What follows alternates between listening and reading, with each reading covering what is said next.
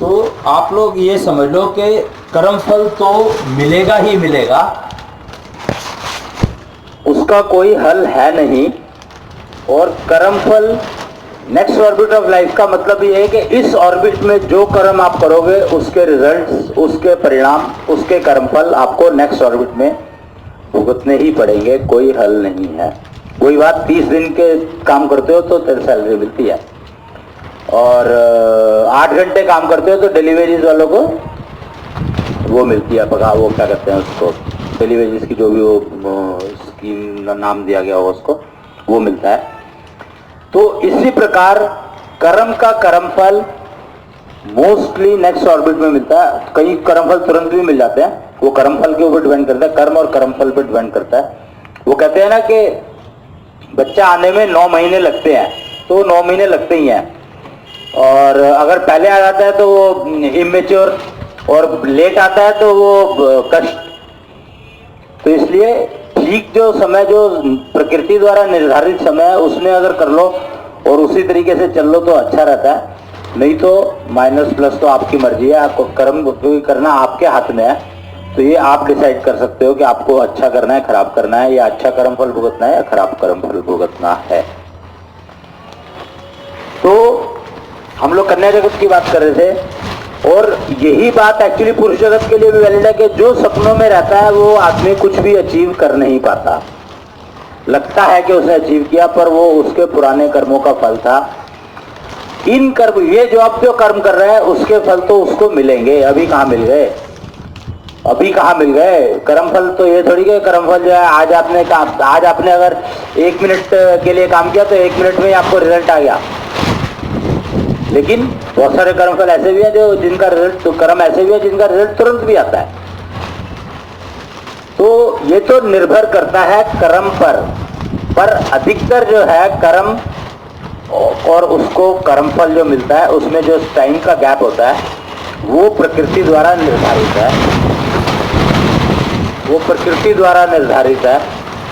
आज हवा बहुत चल रही है, तो लगता है कि प्रकृति में बहुत चेंजेस आने वाली है, बहुत चेंजेस आने वाली है, कुछ चल रहा है। कलयुग का गोल्डन पीरियड चल रहा है, नेगेटिविटी एलिमिनेशन का काम चल रहा है। तो ये प्रकृति जब अपनी करेक्शन करती है, तो आपने केदारनाथ और श्रीनगर का हाल सुन रहे हो, देख रहे हो, पता लग ही रहा है आपको। और पता नहीं दुनिया में कहाँ कहाँ क्या क्या चल रहा है, न्यूज़ में आता है या नहीं आता है इज इमटेरियल, पर चल तो रहा ही है, क्योंकि प्रकृति करेक्शन कर रही है। गोल्डन पीरियड ऑफ कलयुग चल रहा है, यानी सतयुग की तैयारी। तो सतयुग की तैयारी मतलब कोई भी नेगेटिविटी रह नहीं सकती जो आगे जाए। सारे कर्मफल प्रकृति जो है इस उसमें हर एक का हर कर्मफल निपटा करके बीज रूप में, हर योनि को बीज रूप में वापस भेजती है। तो ब्लैक होल जिसको कहते हैं, तो वो चल रहा है कार्यक्रम। और योनियां रोज तकरीबन, क्योंकि टाइम बहुत कम रह गया है, 84 लाख योनियां है और 2.25 लाख साल का टाइम बचा है सिर्फ। तो अगर डिवाइड भी करूं मैं तो 27 योनियां रोज, यानी हर घंटे में एक योनि एलिमिनेट हो जाती है, पता भी नहीं लगता। हर घंटे में, मतलब 2 लाख साल है, सॉरी साल में कितना हुआ, 84 लाख को डिवाइड कर लो ना 2 लाख साल से, और 84 लाख को 2 लाख साल से डिवाइड कर लो, तो हर साल उतनी योनियां जाएंगी, उतनी योनियां एलिमिनेट हो जाएंगी इस धरती से, बीज रूप में चली जाएंगी। धरती से एलिमिनेट होने का मतलब मैं कह रहा हूं कि धरती से एलिमिनेट होने का मतलब है बीज रूप में चली जाएंगी, क्योंकि सतयुग में नए बीज, वो बीज फिर से अंकुरित होंगे।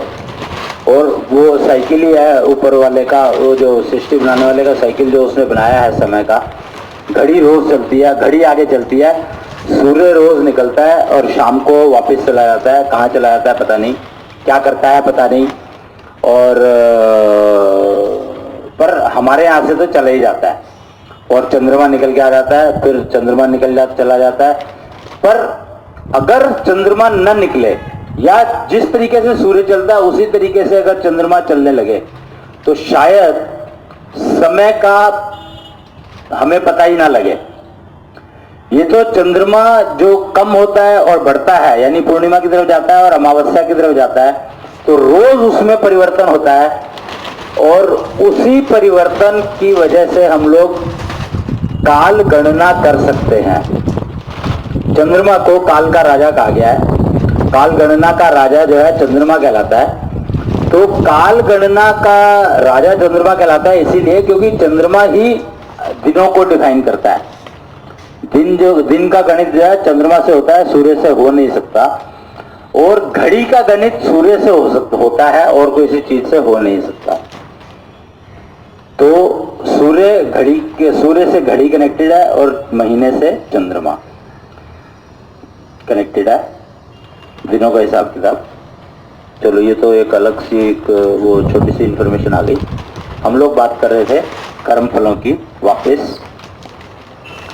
तो 3 नंबर का जवाब कन्या जगत नहीं देती थी। वो उठ करके चल देती थी और पानी ला करके जिसको प्यास लगी उसको पिला देती थी। इनफैक्ट यहाँ पर कुछ तो ऐसा भी रहा होगा कि वो और भी जब जा रही थी तो कहती है कि किसी और से भी पूछ लूं, अगर किसी और को प्यास लगी है तो उसके लिए भी साथ के साथ पानी ले आऊं। या वो वापस आती हुई 2 गिलास पानी लेके आती थी कि और किसी को चाहिए हो तो वो भी पी ले उसको। तो ये कन्या का वो है जवाब और वो पुरुष के जवाब है। अब आप ये इस किताब में लिखी है, मैंने वो बताया। आपके अपने बच्चों के साथ आप खुद चेक कर सकते हैं और मेरे ख्याल से करने से आपको फायदा ही होगा, नुकसान नहीं होगा। और एक स्लाइड है इसमें कि बीमारी क्या है। तो सबसे पहले स्ट्रेस आता है। वही अगर इसी सवालों के जवाब पे लिंक करें हम, तो जो मना कर देता है तो मना करने के लिए उसको बहुत एफर्ट करनी पड़ती है। इतना आसान नहीं है किसी भी काम को मना करने के लिए। उठ के चल दो और पानी लेकर के आ जाओ, उसमें इतनी एफर्ट नहीं है जितनी एफर्ट मना करने में है। या 8 जवाब में से कौन सा जवाब दूं, उस जवाब को चुनने में है। तो वो स्ट्रेस लाता है, तनाव लाता है। जब आपको सोचना पड़ता है कि यार मैं इसका क्या जवाब दूं, पिक वन आउट ऑफ 8 और 3 और 2, तो वो स्ट्रेस लाता है। And stress leads to sickness, वो बोरियत लाता है। सिकनेस जो है, बोरियत शब्द एक आपने सुना होगा कि यार बोर हो गया, तो ये समझ लो कि वो बोरियत जो है वो सिकनेस की पहली निशानी है। जो प्राणी बोर हो जाता है तो इसका मतलब है वो बीमारी की तरफ बढ़ रहा है। याद रखना, इस बात को समझ लेना कि ये टेक्निक है, टेक्नोलॉजी है, ज्ञान है, वेद ज्ञान है, कुशल वेद से निकला हुआ, कि अगर आप किसी काम में बोर हो गए या जिंदगी में कभी बोर हुए तो इसका मतलब आप समझ लो कि आपकी बीमारी की तरफ पहला कदम उठ चुका है, जिसका परिणाम है बोर होना। बोर होना परिणाम है। जैसे बुखार हुआ तो वो परिणाम है, किस वजह से बुखार हुआ वो देखना जरूरी है, रूट कॉज। बुखार मलेरिया की वजह से भी हो सकता है, बुखार पेट खराब की वजह से भी हो सकता है, बुखार लीवर की वजह से भी हो सकता है, और बुखार किसी चोट की वजह से भी हो सकता है। तो बुखार जो है, फीवर जो है, वो सिर्फ सिम्टम है, मतलब रिजल्ट है, परिणाम है। लेकिन root cause of the fever देखना बहुत जरूरी है। कहीं ऐसा ना हो कि लीवर की वजह से बुखार हुआ, बुखार तो आपको लीवर की वजह से हुआ और आपने मलेरिया का कोर्स कर लिया तो आपको नुकसान निश्चित है। तो बुखार हुआ है तो उसका रीजन पता लगाना बहुत जरूरी है। इसी प्रकार बोरियत जो है वो सिकनेस की तरफ, बोरियत अगर होनी शुरू हो गई आपको जिंदगी में कभी भी, एवर, तो आप समझो कि बीमारी की तरफ आपने ऑलरेडी कदम उठा चुके हो। Better take care now. अभी अपने आप को बचा सकते हो, नहीं तो दवाई और हॉस्पिटल के चक्कर लगाने ही पड़ेंगे, कोई हल नहीं है। तो बोरियत एक इंडिकेशन है कि बीमारी आपके शरीर में एंटर कर चुकी है, जर्म्स आपके शरीर में एंटर कर चुके हैं। बोरियत उनकी पहली निशानी है, बोरियत होना। और सिकनेस जो है दैट लीड्स टू इलनेस। ये बोरियत अगर बार बार होनी शुरू हो गई है तो समझो कि आप बीमार पड़ने वाले हो और लेथार्जिक हो जाओगे, सुस्त होते चले जाओगे, तो ये निशानी है कि जर्म्स या कीटाणु जो आपके शरीर में प्रवेश कर गए हैं बीमारी के, उन्होंने आपके सिस्टम को, इम्यूनिटी सिस्टम को ब्रेक करना शुरू कर दिया है। ये इम्यूनिटी सिस्टम का ब्रेकडाउन है। सिंपल एग्जांपल से बता रहा हूं जो मैं, कि स्ट्रेस का मतलब है कि इम्यून सिस्टम पे अटैक होना शुरू होने की चांसेस बढ़ गए हैं।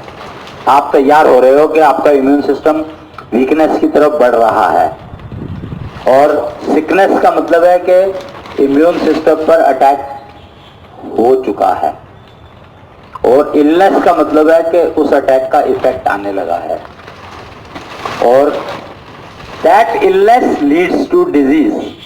मतलब इलनेस अगर आ गया तब भी आप अगर प्रोटेक्शन, अपने आप को प्रिवेंशन ले लेते हो तो आपको बीमारी नहीं आएगी। नहीं तो बीमारी ऑलमोस्ट 90% आपके बॉडी में एंटर कर चुकी है, और किसी भी मिनट, किसी भी मोमेंट, किसी भी दिन वो आपको दिखाई दे जाएगी बहुत जल्दी। तो ये एक प्री वार्निंग सिस्टम है पूरा का पूरा, जिसको आप समझ लो तो बहुत सी बीमारियों से अपने आप को बचा सकते हो। और बीमारी में दवाई लेना तो आसान है, पर कष्ट तो फिर भी झेलना ही पड़ेगा। और जो बेचारे डेली वेजेस के काम करने वाले लोग हैं, अगर वो बीमार पड़ते हैं तो पूरा परिवार भूखा रह जाता है। आप सोचो कि अगर पूरी दुनिया में सिस्टम यही चल जाए कि आप रोज कुआं खोदो, सृष्टि का बनाया हुआ नियम तो यही है कि आपको अपना कुआं आपको खोदना है। देखो सृष्टि का नियम क्या है, मैं वो बता रहा हूं। अब इसको आप मानो ना मानो, समझो ना समझो, या आपने क्या समझा या किसी ने क्या समझा या किसी ने क्या बताया, मुझे इससे मतलब नहीं है, क्योंकि कुच्छल वेद में ये नियम लिखा हुआ है, सृष्टि का लिखा हुआ नियम है ये, कि आपको जब भूख लगे तभी आपको खाना खोजना है। ये नहीं कि आप खोज के रख लो और इकट्ठा करके रख लो, और जितना आप इकट्ठा करके रखोगे उतना ही वो बासी होता जाएगा, और उतना ही आपके इम्यून सिस्टम को वीक करेगा। वो बेटर नहीं करेगा, वीक ही करेगा आपके इम्यून सिस्टम को। और इम्यून सिस्टम, इम्यूनिटी ही सारा खेल है आपके जीवन में। बीमारी को से बचने का, इम्यूनिटी से अच्छी होगी तो बीमारी अटैक नहीं कर सकती। अगर इम्यूनिटी पुअर है तो बीमारी रुक नहीं सकती, मतलब आपका शरीर रोक नहीं सकता बीमारियों को। बड़ा सिंपल सा रूल है, तो इसलिए इसमें कोई वो है ही नहीं, मतलब कहने सुनने की कोई बात ही नहीं है, ये बात तो सारे जानते हैं। और इम्यूनिटी का मेजरमेंट ही है वो शंख माप। और सांसों की गिनती अगर कम हो रही है, जो आप प्रैक्टिस कर रहे हो, तो आपकी इम्यूनिटी बढ़ रही है। बड़ा सिंपल सा वो मेथड मैंने इम्यूनिटी मेजरमेंट का बताया था आप लोगों को, कि 3 मिनट में सांस काउंट करो। अगर आपके सांस रोज कम हो रहे हैं तो समझो आपकी इम्यूनिटी का लेवल बढ़ रहा है, और अगर आपके सांस बढ़ रहे हैं तो इसका मतलब इम्यूनिटी का लेवल गिर रहा है। और अगर वो गिर रहा है तो आपको प्रिकॉशन लेनी ज़रूरी है, जिससे आप बीमार ना पड़ो। तो ये आपका घर में ही टेस्ट हो जाएगा, कहीं पैथोलॉजी लैब, किसी लैब में जाने की ज़रूरत नहीं है, ब्लड टेस्ट कराने की ज़रूरत नहीं है, घर में ही बैठे बैठे पता लग सकता है आपको। सिंपली 3 मिनट का ब्रेथ काउंट कर लो। अगर ब्रेथ में फ़र्क आ रहा है, मतलब 2 दिन 3 दिन में पता लग जाएगा आपको, और 1 महीना पहले पता लग सकता है कि आप बीमार होने वाले हैं, और प्रिकॉशन ले लो, बीमार हो गए ही नहीं। तो ये इतना बढ़िया सिस्टम है, इतना परफेक्ट सिस्टम है कि बस अडॉप्ट कर लो, और बीमारियों से तकरीबन छूट सकते हो, बीमारियों के कष्ट से छूट सकते हो। और बीमारियों के कष्ट से छूटना है तो बीमारी से छूटना ही पड़ेगा, कोई हल नहीं है। तो ये एक छोटा सा वो था। और कहते हैं कि प्रिवेंशन, पहले कहा जाता था prevention is better than cure. वो कहते हैं कि prevention is better than cure कहा जाता था, लेकिन ये किताब कह रही है prevention is better than cure oblique recovery. देखो, अगर हम लोग ये मानते हैं कि prevention is better than cure, तो वो सिस्टम ठीक है, पर प्रिवेंशन कोई करता नहीं। कहता है जब क्योर अवेलेबल है तो मेरे को प्रिवेंशन में अपना वो खराब करने की क्या जरूरत है, मैं मेहनत क्यों करूं, सुबह सैर करने क्यों जाऊं, प्राणायाम क्यों करूं, एक्सरसाइज क्यों करूं, जब रिकवरी वो क्योर अवेलेबल है। लेकिन जैसे ही रिकवरी शब्द इसके साथ जुड़ा तो कान खड़े हो गए। ऑपरेशन करके हॉस्पिटल में आप 2 दिन रह सकते हो, 4 दिन रह सकते हो, 10 दिन रह सकते हो। उसके बाद आपको डिस्चार्ज कर दिया जाएगा, क्योंकि इन medical terms you have recovered. But उसके बाद जो प्रिकॉशंस, जो मेडिसिन और जो रिकवरी सिस्टम है वो करीब 1 साल लेगा। हार्ट का ऑपरेशन हुआ तो तकरीबन 1 साल, घुटनों का ऑपरेशन हुआ तो कभी 6 महीने, और रिकवरी का टाइम बता रहा हूँ मैं ये, और ये मिनिमम बता रहा हूँ कि बॉटम लाइन अगर सब कुछ ठीक चलता है तो घुटनों के ऑपरेशन के बाद रिकवरी टाइम 6 महीने है, और हार्ट के ऑपरेशन के रिकवरी टाइम 2 से 3 साल है, और पैरालिटिक अटैक जैसे प्रॉब्लम का रिकवरी टाइम 10 साल है, 10 साल भी हो सकता है, और बहुत बताते हैं 10 साल 8 साल। कैंसर जैसे का रिकवरी टाइम इनफाइनाइट है, पता ही नहीं है कि कब होगा नहीं होगा, होगा कि नहीं होगा, अनडिफाइंड है। एड्स का रिकवरी टाइम कोई डिफाइंड नहीं है, और अस्थमा जैसी प्रॉब्लम का रिकवरी टाइम कोई डिफाइंड नहीं है। शुगर, बीपी, ब्लड प्रेशर, इन बीमारियों का रिकवरी टाइम कोई डिफाइंड नहीं है, सारी उम्र रिकवरी चलती है। तो रिकवरी बहुत महंगी है, रिकवरी बहुत महंगी है, बहुत कॉस्टली है। तो प्रिवेंशन आपको क्योर के लिए नहीं चाहिए, प्रिवेंशन आपको रिकवरी से बचने के लिए चाहिए।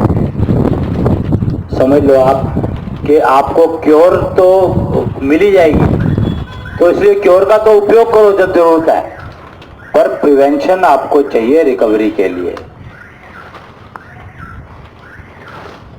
Next orbit of life, simple. तो रिकवरी का मतलब नेक्स्ट, अगले ऑर्बिट की तरफ आगे जा रहे हो ना, आगे तो चलोगे ही, आगे जाना ही पड़ेगा। तो रिकवरी का मतलब है, रिकवरी ही बहुत महंगी है, जिसको करने के लिए आपको मतलब जिसके जो कष्ट है वो भुगतने ही पड़ेंगे, और कोई हल नहीं है।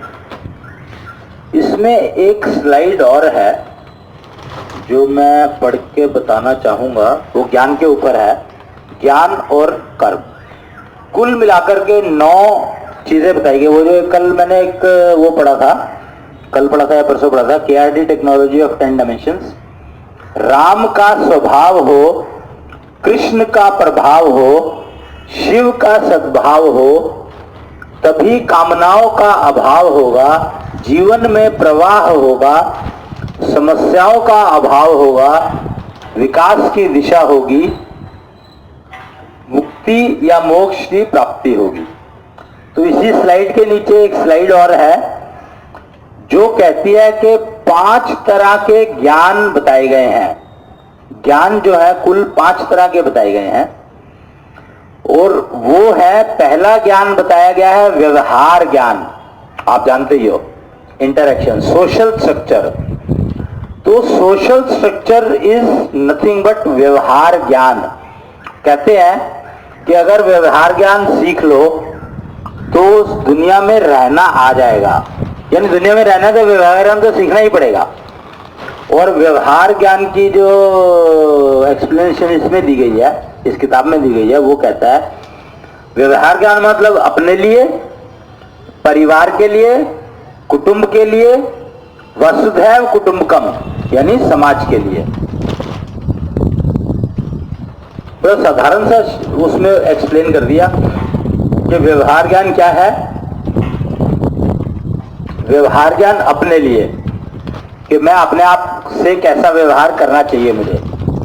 फिर परिवार के लिए, यानी मेरे को अपने परिवार वालों के साथ कैसा व्यवहार करना चाहिए। और कुटुंब के लिए वो मॉरल साइंस हुआ करती थी, इतनी फलाना ठिकाना दुनिया भर के धंधे हुआ करते थे। तो बस सिंपल से चार शब्दों में ही सारा कुछ समझ में आ गया कि अपने लिए मुझे, मेरे को कैसा व्यवहार मिलना चाहिए और वैसे ही मुझे करना चाहिए। परिवार के लिए कि उन्होंने मुझे क्या दिया उसके हिसाब से मैं उनको वापसी भी मेरे को करनी है, उधार तो चुकाना ही पड़ेगा ना। और कुटुंब के लिए मतलब चाचा ताऊ मामा, वो कुटुंब जो है पता ही होगा आपको कि पहले कुटुंबी कौन कहलाते हैं। पहले कुटुंबी जो कहलाते हैं वो है समझो आपका परिवार, आपके माता की का परिवार यानी नाना नानी, आपके पिता का परिवार यानी दादा दादी, और पिता का परिवार में फिर ताऊ का चाचा ताऊ आ जाते हैं, उधर मामा मामी और वो आ जाते, मामा मामी आ जाते हैं, बुआ मौसियाँ नहीं आती। और इधर जो है चाचा ताऊ आ जाते हैं परिवार में, और भाई। तो ये 5 कुटुंब, 5 परिवार मिलकर के कुटुंब बनता है। और वसुदेव कुटुंबकम यानी बाकी सब कुटुंब मिल जाए तो पूरी पृथ्वी ही एक कुटुंब का काम करती है। करती क्या, पूरी पृथ्वी एक कुटुंब ही है। उसके अलग अलग छोटे छोटे हिस्से हैं, सिर्फ मेंटेन करने के लिए व्यवहार ज्ञान तभी आता है, सोशल व्यवहार ज्ञान जिसको कहते हैं। दूसरा ज्ञान बताया है आयु ज्ञान। दूसरा ज्ञान बताया है आयु ज्ञान। आयु ज्ञान का मतलब है स्वास्थ्य एवं नाड़ी ज्ञान। स्वास्थ्य मतलब हेल्थ, यानी मैं मेरी उम्र कितनी होगी इसका ज्ञान मुझे पता होना चाहिए। तो मेरी उम्र कितनी होगी ये एक बेकार का सवाल है। हाँ, मेरी उम्र जितनी भी हो उस उम्र में मैं स्वस्थ रहूं, उसके लिए मुझे क्या क्या करना है। और अगर कोई ऐसा कर्मफल आ जाता है जो मेरे से कोई गलती हो गई हो जिसका परिणाम मेरे को बीमारी मिलेगी, तो उसको मैं कैसे भुगतूं, अपने आप को कैसे तैयार करूं कि वो बीमारी मुझे कष्ट न दे। तो ये आयु ज्ञान का एक हिस्सा है। इसमें आसन प्राणायाम जो सिखाते हैं, ये जो इंस्टीट्यूट सिखाते हैं आयु ज्ञान के बारे में, तो उनको आसन प्राणायाम नाड़ी टेस्टिंग और स्ट्रेस लिविंग एटसेट्रा जो बीमारियां हैं उन सब का ज्ञान होना चाहिए। तो वो दिया जाता है, सिखा जाता है। आप जहाँ पर भी सीखो आयु ज्ञान के बारे में सीखना चाहो, किसी भी इंस्टीट्यूट में ज्वाइन करो तो चेक कर लेना कि वहाँ पर ये सब चीजें सिखाई जाएं। तीसरा ज्ञान है ज्योति ज्ञान। ज्योति ज्ञान मतलब, ज्योति मतलब इल्यूमिनेशन, दिमाग की बत्ती जला दे, यानी वो ज्ञान जो आपके दिमाग की बत्ती जला दे। जीवन उद्देश्य जानना, यानी अब मेरे को जीवन में क्या करना है, मैं यहाँ पर आया हूँ इस दुनिया में, तो मेरी क्या जिम्मेवारी है। अपनी जिम्मेवारी को समझना, उद्देश्य को समझना और उसको पूरा करना, ये ज्योति ज्ञान है। ज्योति ज्ञान इतना understanding of early warning system against natural calamities and etcetera included, यानी जीवन उद्देश्य को समझना। और जो प्रकृति में जो ये आपदाएं आती हैं, प्राकृतिक आपदा जिसको फ्लड, बाढ़, भूचाल और ज्वालामुखी का फटना वगैरह कहते हैं, तो उन सबको समझना और उनसे बचाना, प्राणी जगत को की रक्षा करने के लिए सिस्टम बनाना, ये ज्योति ज्ञान में आता है। फिर चौथा ज्ञान जो बताया गया है वो आत्मज्ञान बताया गया है। आई एम श्योर आप लोगों ने ये सब ज्ञान के नाम सुने होंगे। आत्मज्ञान यानी मैं क्या हूं। मैं क्या हूं का मतलब है कि मैं किन तत्वों से बना हूं। आत्मज्ञान का मतलब है कि मैं किन तत्वों से बना हूं, ये पता लगाना बहुत जरूरी है कि मेरे तत्वों का कंपोजिशन क्या है। किन तत्वों से बना हूं ये तो सारे जानते ही हैं, 5 तत्वों से हर चीज से बनी है, तो आप भी 5 चीज से बने हो। लेकिन यहां पर आत्मज्ञान का मतलब है कि मेरा कंपोजिशन क्या है, मेरे तत्वों का कंपोजिशन क्या है, और कौन सा तत्व ऐसा है जो जल्दी जल्दी डिस्टर्ब हो जाता है, जिसका मुझे ध्यान रखना है खाने पीने में। तो ये आत्मज्ञान है। और 5वां जो ज्ञान बताया गया है वो बताया गया तत्व ज्ञान, यानी वो कौन से ऐसे तत्व हैं, इनको सत्व कहा जाता है। सत्व ज्ञान भी कह सकते हो आप इसको, कि मुझे कौन से सत्व चलाते हैं, यानी कौन सा सत्व मेरा या रिस्पॉन्सिबल है जिसके ऊपर मेरा जीवन जो है, जीवन उद्देश्य को प्राप्त करने के लिए जो रास्ता चुनूंगा मैं, तो वो मेरा कौन सा रास्ता चुनना है वो तत्व ज्ञान से पता लगता है। तो ये 5 ज्ञान बताए गए हैं।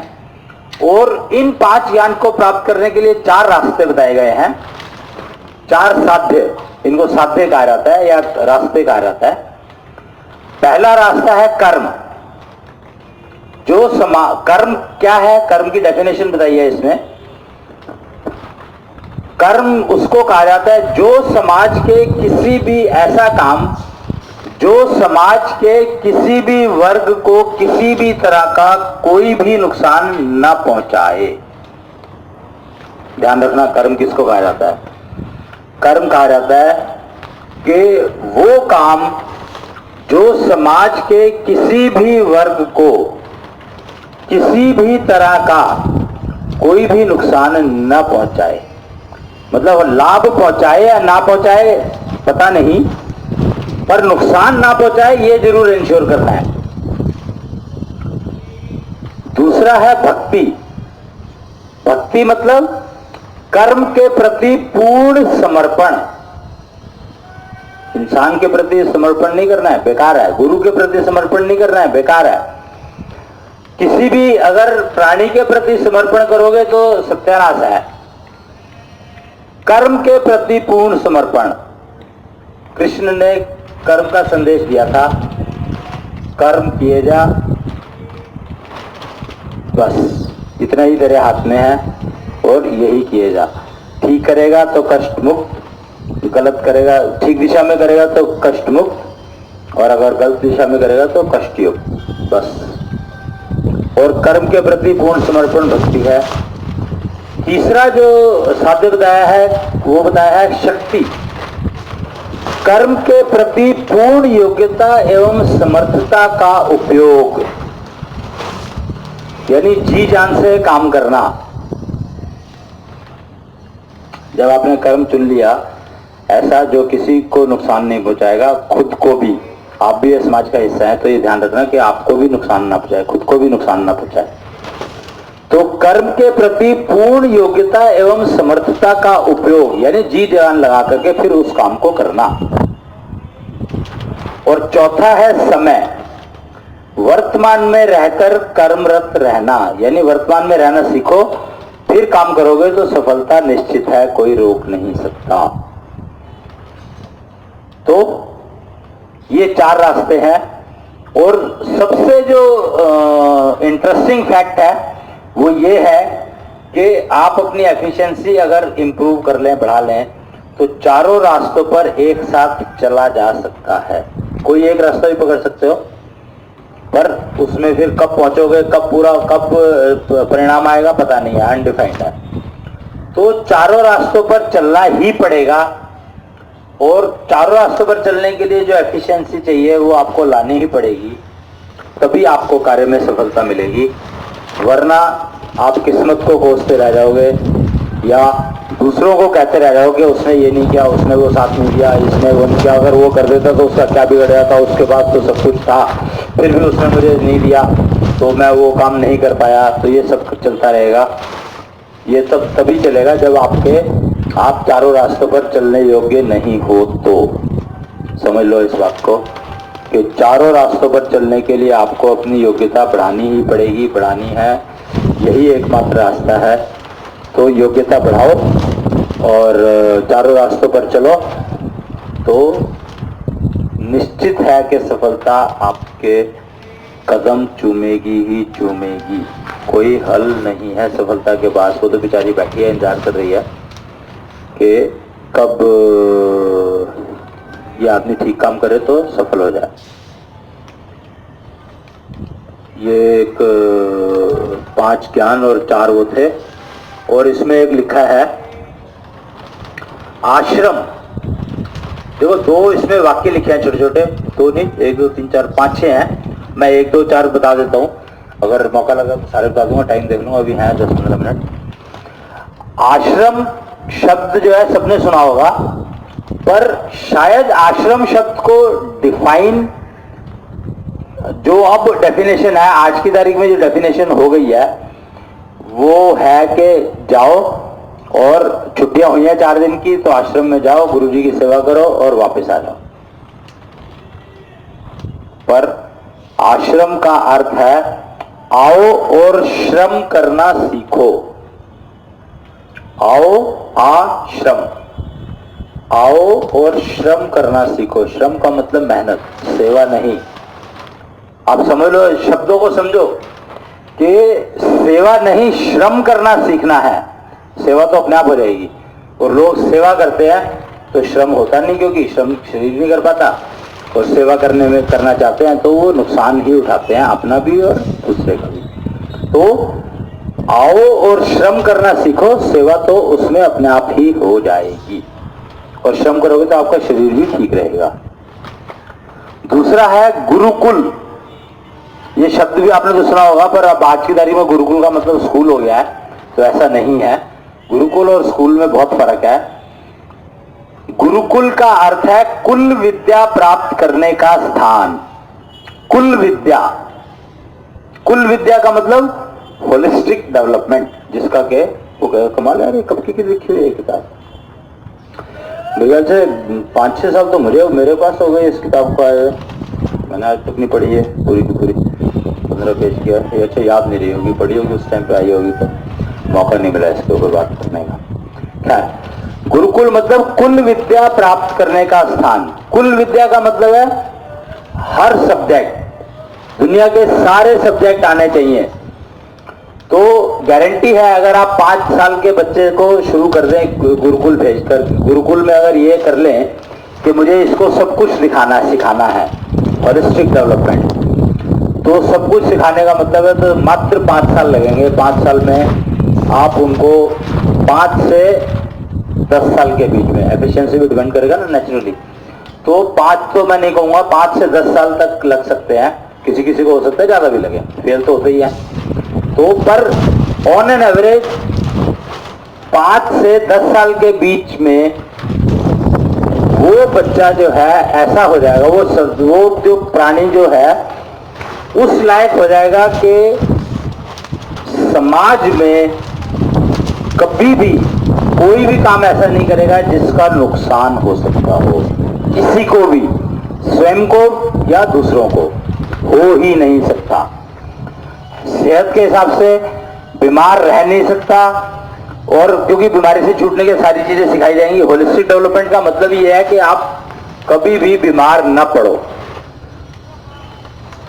और जो पुराने कर्म फल हैं जिनकी वजह से, जिनका पता नहीं था पहले हो गए थे, तो उनको निपटाने के लिए आप अपने आप को तैयार रख सको, तो कुल विद्या प्राप्त करनी पड़ेगी। लोग कहते हैं learning is a continuous process, पर learning is a continuous process अगर रहेगी तो इस्तेमाल कब करोगे? इसलिए वो ज्ञान बेकार है जो आपने सीख तो लिया पर उसका उपयोग नहीं कर पाए, क्योंकि ज्ञान तो आपके अंदर सारा ऑलरेडी है ही, उसमें कोई नई बात थोड़ी है। आपने क्या किया? तो जगाना है उसको और उसका उपयोग करना है, तभी उस ज्ञान का फायदा है। और वो 5 से 10 साल में गारंटी आ सकता है, अगर गुरुकुल जैसी संस्थाओं में, गुरुकुल जैसे वो बन जाए, शिक्षा देने के, विद्या देने के स्थान बन जाए। तो एक बहुत अच्छा इंटरेस्टिंग वो लिखा है इसमें, कर्म व श्रम के अंतर को समझें। कमाल है। अभी तक लोग सोचते हैं कि हम जो कर रहे हैं वो कर्म है, पर ऐसा नहीं है। हम जो कर रहे हैं वो श्रम है, मेहनत है। कर्म कब हो गया ये तो पता ही नहीं लगा। तो कर्म और श्रम के अंतर को समझो। खेल तो सारा यही खत्म हो गया। कर्म से कर्म फल मिलेगा, श्रम से श्रम फल मिलेगा। श्रम मतलब मेहनत, कर्म से कर्म फल और मेहनत से मेहनत फल।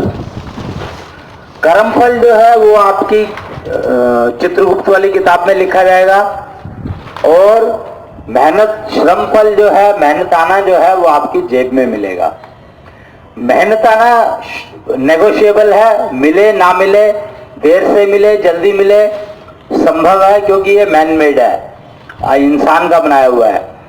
पर कर्म फल तो मिलेगा ही मिलेगा, निश्चित है। आप बदल नहीं सकते उसको, आप बदल नहीं सकते। रिश्वत देकर के बदल लो, मैं ये कर लूँ वो कर लूँ, कुछ नहीं कर सकते।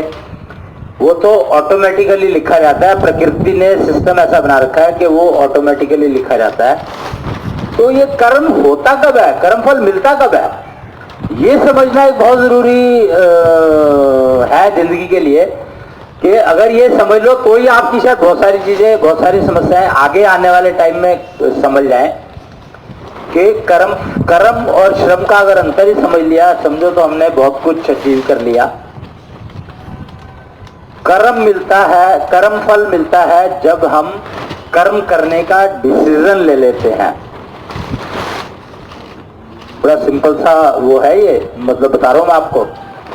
कि एक एग्जाम्पल मैं नॉर्मली सुनाता हूँ, इस एक प्रैक्टिकल एग्जाम्पल सुनाता हूँ इस बात के लिए, वो आप सुनो और उसको समझने की कोशिश अगर करेंगे तो मेरे ख्याल से आप समझ पाएंगे। बहुत आसान है और बहुत ही अच्छा एग्जाम्पल है और बहुत सिंपल एग्जाम्पल है। जैसे मान लो मैं बैठा था और मेरे मन में एकदम से विचार आया कि यार मुझे उसके घर में चोरी करनी है।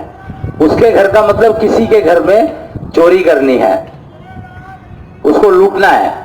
मेरे दिमाग में ये विचार आ गया विचार तो कुछ भी आ सकता है, कोई विचार तो कुछ भी आ सकता है ना। तो मेरे मन में विचार आ गया कि मुझे उसके घर में चोरी करनी है या उसको लूटना है। ये तो विचार आया, अभी मैंने डिसीजन नहीं लिया कि क्या करूं इस विचार का मैं, ये तो विचार आया मेरे पास। अब दिमाग के पास आ गया ये विचार, मन में आया था ये विचार, उठा था और दिमाग के पास पहुंच गया। अब दिमाग को डिसाइड करना है कि मुझे इस विचार का क्या करना है। मन ने तो दे दिया अपना और छुट्टी हो गई, मन का काम खत्म। अब तो दिमाग ने डिसाइड करना है कि बुद्धि फिर दिशा दिखाए, नाव को जैसे चाहे नचाए। नाव वो विचार है जो मन ने दिया, वो नाव समझ लो उसको, और बुद्धि डिसाइड करेगी कि इसको नाव को चलाना किधर की तरफ है। तो नाव वो विचार का क्या करना है ये बुद्धि डिसाइड करेगी। मान लो बुद्धि ने डिसाइड किया कि हाँ यार मुझे चोरी करनी है, तो अब जब डिसाइड हो गया कि मुझे चोरी करनी है, तो अब नेचुरली अब इम्प्लीमेंटेशन, मेहनत। अभी तक तो सब कुछ अंदर ही अंदर चल रहा है, अभी तक तो सब कुछ अंदर ही अंदर चल रहा है। जैसे ही आपने डिसाइड किया कि हाँ यार मुझे चोरी करनी है, तो मेहनत का काम शुरू हो गया। यानी अब आप सीधा सीधा प्लान बनाओगे कि उसके घर कैसे जाऊंगा, क्या लेके जाऊंगा, कहाँ चोरी करूंगा, क्या करूंगा, कैसे करूंगा, वो सब चीजें शुरू हो गई कि कितनी दूर है, एस्टिमेट, जगह का एस्टिमेट, उसका नक्शा चाहिए, फलाना ठिकाना, दुनिया भर के धंधे शुरू हो गए, मेहनत शुरू हो गई। तो एक तो दिशा ये है। अब ये सोच लो आपके जितने आपने ये कर्म किए, मतलब आपने सोचा, हाँ जब डिसीजन ले लिया, तो इम्प्लीमेंटेशन के लिए जितनी भी एक्टिविटी कर रहे हो आप, वो सारे कर्मफल जुड़ते जा रहे हैं, जुड़ते जा रहे हैं, जुड़ते जा रहे हैं। हर कर्म का, हर एक्शन का फल है, जुड़ते जा रहे हैं। अब इसका एक तो व्यवहार पे एग्जीक्यूट करना है मेरे को, और उसकी तैयारी शुरू कर दी मैंने।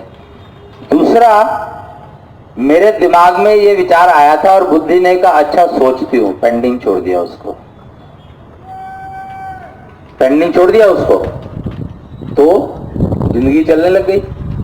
अभी वो पड़ा है पेंडिंग, गया नहीं कहीं पे, दिमाग के कोने में बैठा है। सारा दिन निकल गया, अपने काम और रूटीन के काम जो थे वो कर रहा था। शाम को आया, भाई अब क्या करूं, चोरी करने का विचार जो था मेरे दिमाग में, उसका क्या करना है मेरे को। तो वो कहते हैं ना बदला लेना है, तो फिर बदला लेने के लिए बदला लेना है नहीं लेना है, वो फलाना करते करते करते करते तो वही हिसाब मैं चोरी पर ले आया, बदले की कोई तरह गया नहीं। फिर कहते हैं नेगेटिव सोच करो, तो फिर नेगेटिविटी बढ़ती है। यही, हालांकि चोरी का काम भी नेगेटिविटी का ही है, पर मिनिमाइज करने के लिए मैंने चोरी का एग्जाम्पल चुना।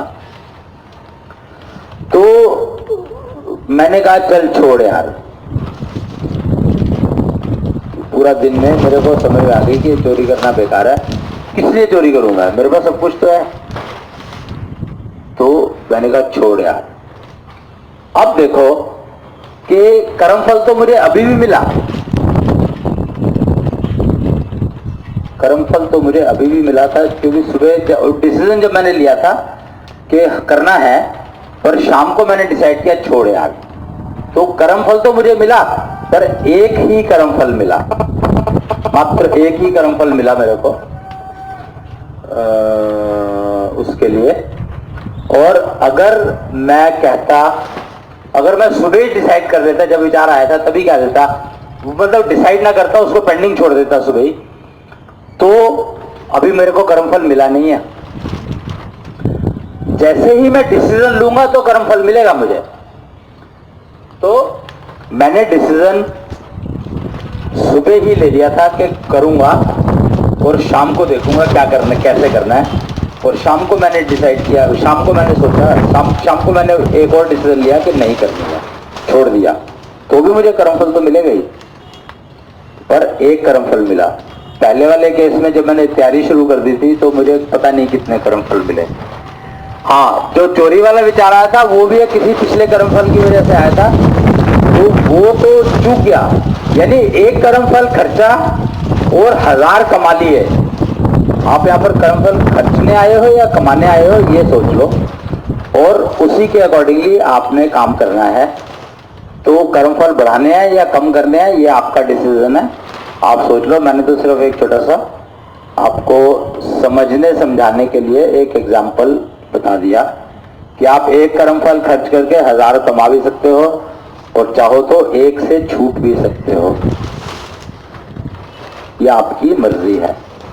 और रूल यही है कि जितने ज्यादा कर्मफल कमाओगे उतने ही भुगतने पड़ेंगे, अपने को ही भुगतने पड़ेंगे।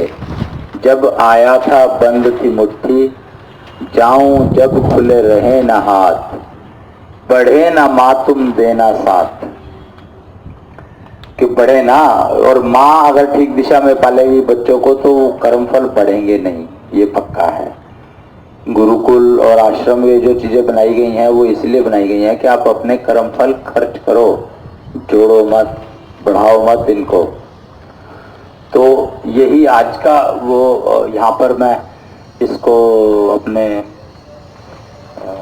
जो ये जानकारी को रोक रहा हूँ, बाकी चीज़ें कल बात करेंगे।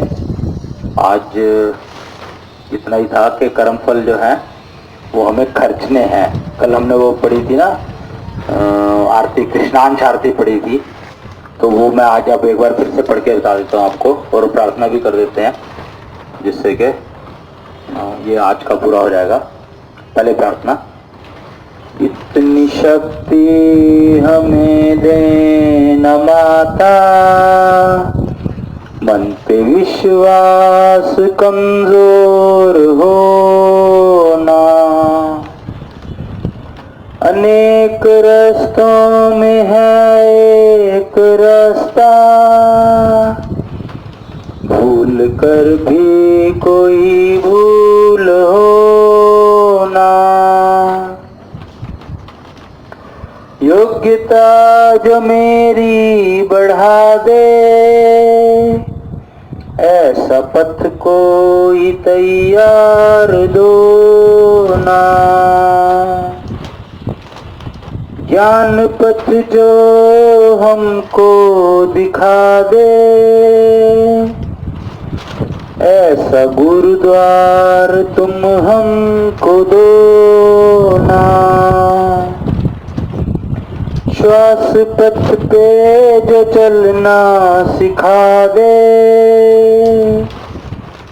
ऐसे गुरु की कोई पहचान दो ना,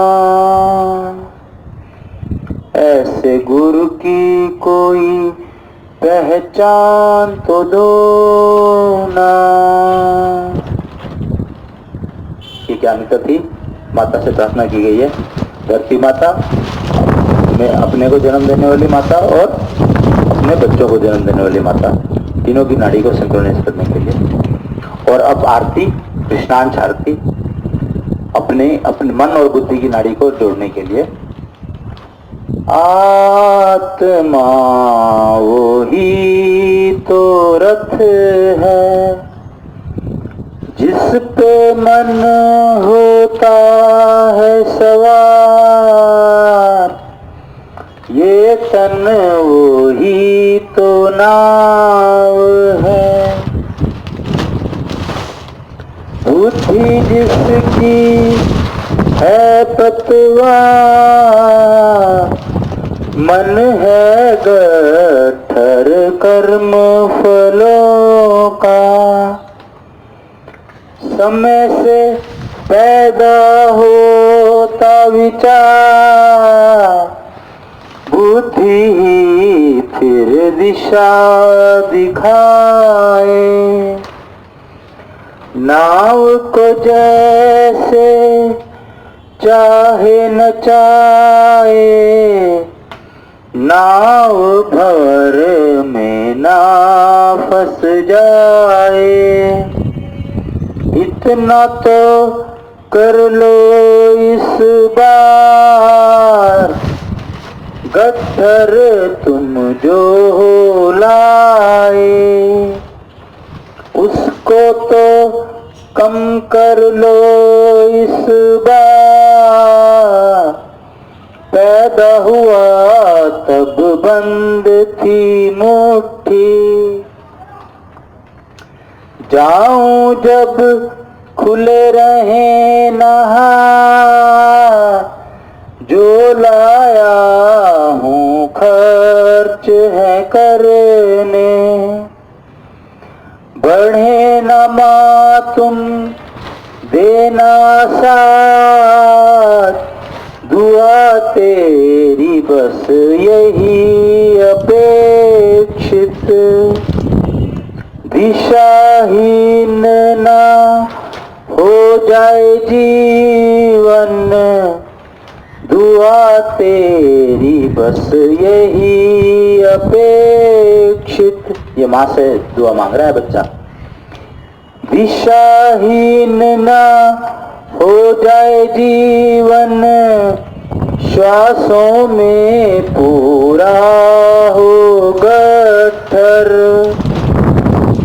बच्चे न रह जाएं इस बार, श्वासों में पूरा हो गट्ठर। बच्चे न रह जाएं इस बार। तो वैसे मुझे ज़्यादा ज्ञान नहीं है, पर मैंने देखा है कि जब हम शमशान जाते हैं संस्कार के लिए, तो तब से मैंने को ये चीज़ों का पता लगा है, तो मैंने थोड़ा नोट करना शुरू किया था। तो मैंने देखा है कि जब उसको दाह संस्कार के लिए वो लकड़ियों पे रखा जाता है, तो अगर उसके हाथ को आप ध्यान से देखें तो तकरीबन आपको अंदाजा लग सकता है कि उसने जिंदगी कैसी बिताई होगी।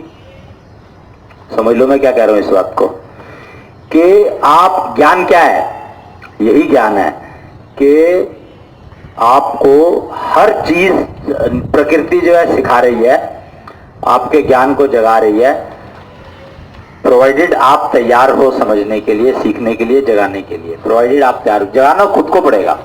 वो कहते हैं सोते हुए को जगाया जा सकता है, जागे हुए को नहीं जगाया जा सकता। प्रकृति मान के चलती है कि आप जागे हो, सोए कभी भी नहीं हो, क्योंकि प्रकृति में सोने नाम की चीज है। तो मैंने नोट किया है कि बहुत सारे लोगों के हाथ बिल्कुल खुले होते हैं और बहुत सारे लोगों के हाथ बिल्कुल बंद भी होते हैं। बिल्कुल बंद नहीं, पर हाँ काफी बंद होते हैं। अंगूठा जो है, जो सबसे छोटी उंगली है, उसकी जो जड़ है वहां पर लगा हुआ अंगूठा देखा है, मतलब उंगलियां मुड़ी हुई, तो यानी मुट्ठी बंद होने की उस पे है। तो ये समझ लो आपके मुट्ठी अगर जब जा रहे हो आप, और अगर आपकी मुट्ठी बंद है, तो आपने जीवन अच्छा बिताया है, यानी अपने कर्मफल जोड़े नहीं है। जितने लाए थे, मुट्ठी बंद होने का मतलब है जितने लाए थे उतने ही लेकर जा रहे हो, उतने ही लेकर जा रहे हो। और मुट्ठी मतलब समझ लो आपके हाथ की जो पोजीशन है वो रिफ्लेक्ट करती है कि आपने कर्मफल जोड़े हैं या घटाए। ये आपको बड़े आराम से पता लग जाता है, बड़े आसानी से पता लग जाता है शव को देख करके। तो ये एक वो बता रहा था मैं आपको, मेरा अपना एक्सपीरियंस था ये, तो वो बताया मैंने आपको। फिर कल मिलते हैं।